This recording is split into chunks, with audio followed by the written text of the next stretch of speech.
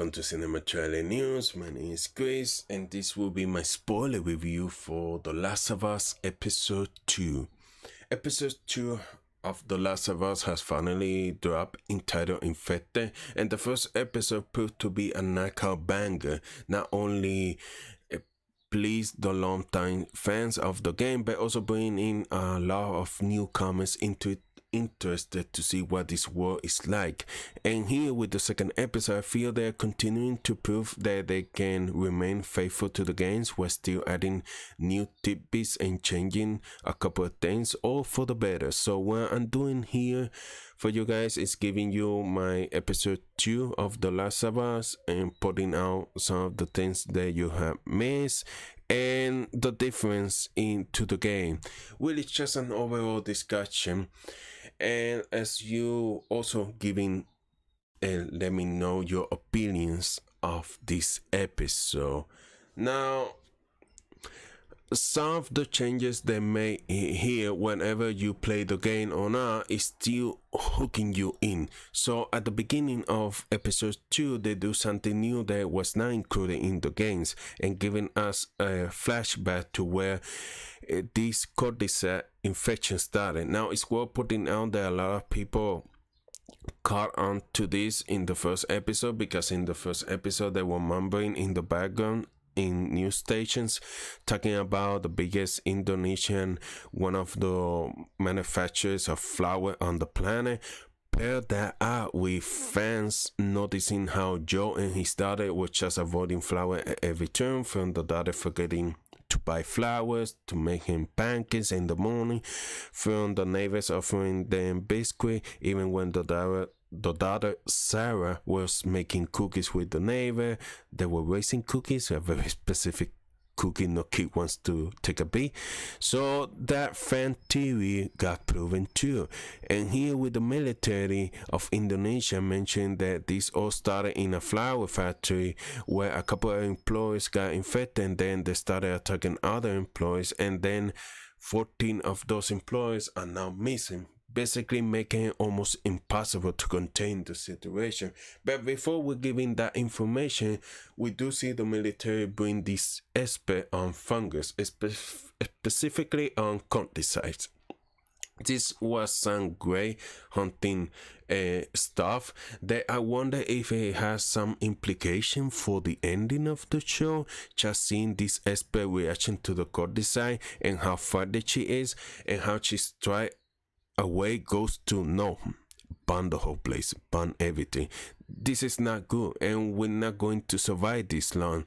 And we heard also mentioning there is no medicine, there is no vaccine for this. That's kind of the whole point of this show, where everything is leaning towards Joe getting Ellie to the safe bay, where the doctors there are apparently going to make a vaccine out of Ellie's blood. Now again, I'm only going to spoil what I've seen of this show, and I'm going to spoil what happens since I played the 2 games. So just alluding for the fans who are watching, they play the games, they know where the story is headed. But this show certainly hinting us in a way the actions taken by the last episode or the and the ending of this season are justified. I guess we'll see, bringing us back to the present day where Joe and Ellie and Tess waking up the day after they escape the town, where again I have to do the annoying thing of mentioning how exactly they nailed the video game look and have translated into live action for. Oh my goodness, there's like barely a distinction from live action to the video game. Now it's kind of a while, but in those moments the show has given us with the character before we get some of the action and clickers walking around. I'm still digging the performance of Bella Ramsey and Pedro Pascal. The random moments where she's bringing out inappropriate human, the childlike sense of wonder, not only just for the world around her, but for the world look like before.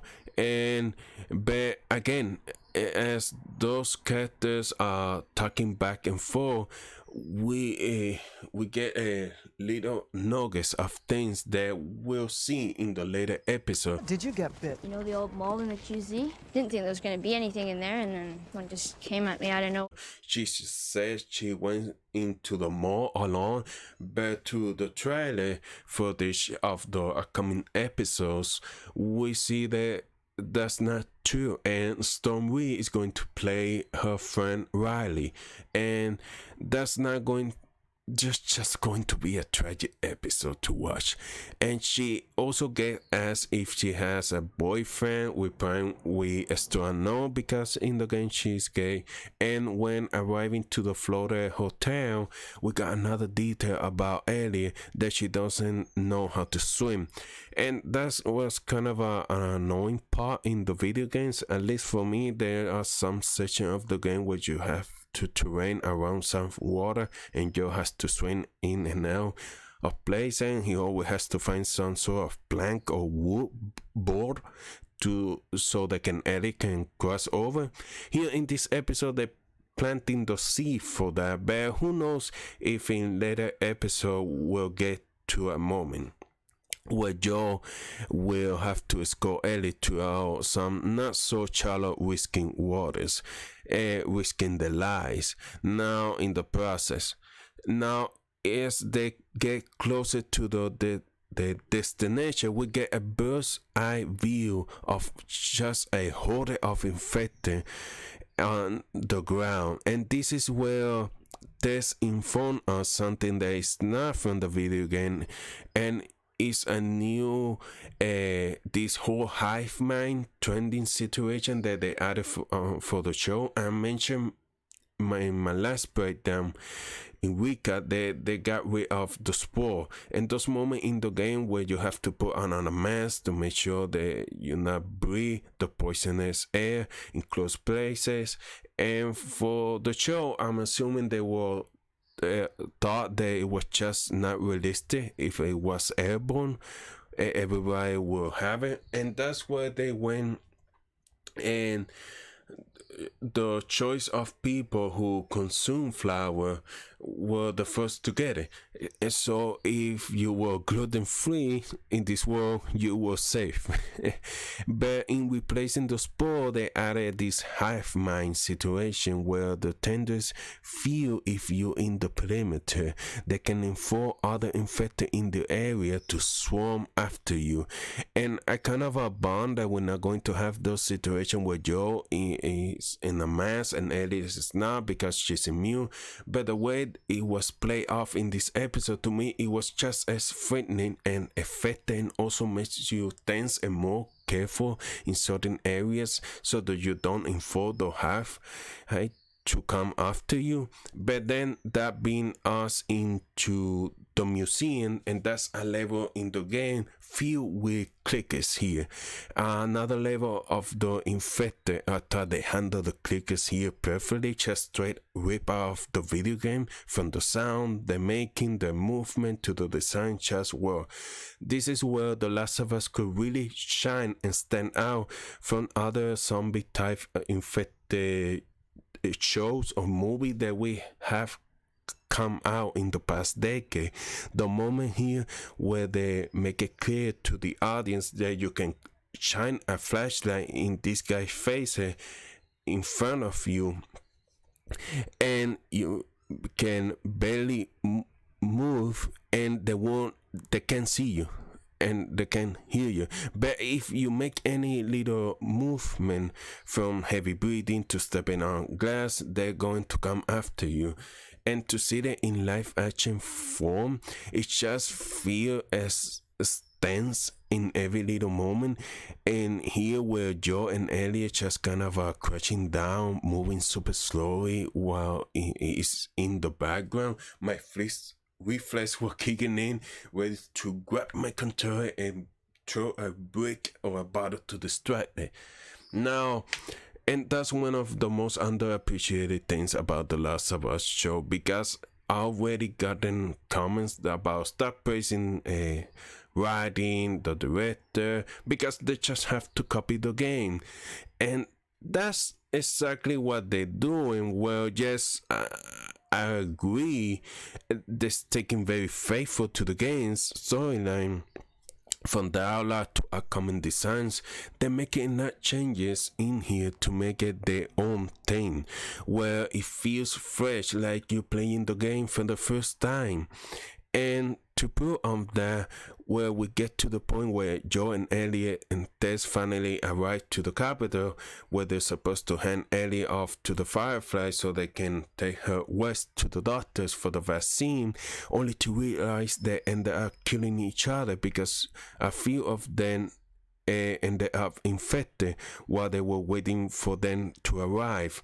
And this is where I want to praise the show for handling of the character of Tess, because it's people who have played the games. We all knew this was the episode she's going to end up there, and she died early on. Where they get to the capital in this tight situation, from ending up getting beat, and it's one of the reasons that causes her to really believe that Elliot is the answer to all the problems. And the show is handling that beautiful, from her panic nation, the way she sees how fast the virus was growing in her, and Elliot when she also got bit at the exact same time, but nothing was happening to her. That silver lining of hope that Tess passed on to Joe, that kind of gives him the fuel to take care of Elliot all the way to the rest of the game and the season. But for me personally, maybe other people who play the game feel this way. Whenever she died in the game, I never really felt that bad. Like, it sucks for Joe, he lost someone that he grew to love other than his daughter, but it never really hit me in the feelings. I never got emotional about it. And I was like, it's sucks, lady, and you shouldn't got bitten. This version of Tess, they did enough for me to actually care about her there. And I'm not saying I was blew out crying like Sarah's there in the first episode, but I was actually able to feel something for Tess this time around. And they took it a step further with making her there even way more brutal than it was in the game. Because in the game, yeah, they arrived at the capital and they discovered she got beaten, but it was the military group from the town that followed them, that they wanted to imprison Joe and Ellie from escaping. Here they make a horde of the infected coming after them. And this small moment, just thinking, okay, she's just going to blow up the place, we'll see it from a distance, it still be pretty helpful, kind of a nice little change. No, man, they full on had her trying to light up the tent. Nothing was happening. The place was getting filled with the infected, and they put the tenders to the nasty mouths inside of Tess, and then it blew out. And like, what the hell? They not make the scene was more traumatizing than the game. And I love that change, that little change, and those moments where they make the death and character feel more impactful than they did in the game. I'm loving it. Even just the final shot before the credits roll, when Ellie's defeat, she couldn't save Tess, someone she was actually going to like another strong episodes. And sometimes around when you get to the second episode in whatever season, it's usually the weaker episode because it's the one you have to have all the setting up or the building. And but to me, this was a really strong episode, and the next episode I can't wait to meet Bill and Fram, especially Bill, just because I always thought he was just like a dick in the games. Let's see if they make him more likable or just continuing to make him a dick. Now, let me know, what do you think of this episode, of the little changes they're making? Very faithful to the games, but also, what do you think how they handle Tess in this episode and her ending? curious to see that. And if you enjoyed this video, please hit the like button, consider subscribe to the channel, and thank you so much for watching. See you guys later.